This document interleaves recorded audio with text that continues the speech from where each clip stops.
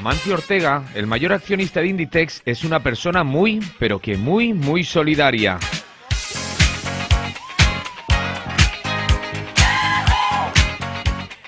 Las dotaciones de equipos médicos de alta tecnología a través de la fundación que lleva su nombre llegan a todo el territorio español y superan los 300 millones de euros.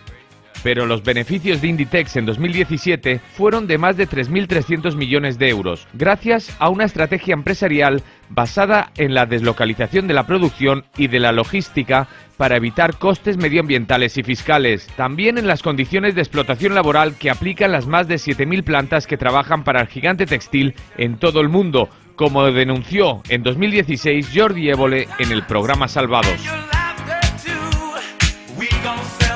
Pero es que además de los cerca de 6.000 millones de euros de contribución fiscal, según Inditex, solamente paga en España una cuarta parte.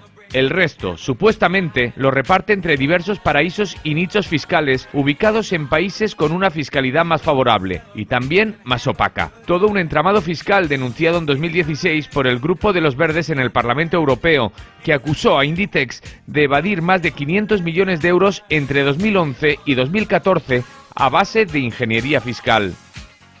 En este contexto, la donación de equipos médicos no es más que una estrategia para contrarrestar estas denuncias, un simple intento de lavado de cara de la imagen de la compañía. Así, los 300 millones de euros de la donación de equipos médicos son, por ejemplo, bastante menos de lo que ha costado la compra de un edificio de oficinas en Washington, una de las últimas inversiones.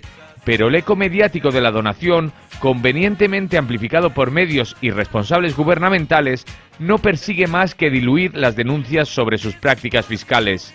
Alguien debe exigirle que pague íntegramente sus impuestos, sin subterfugios, como cualquier ciudadano.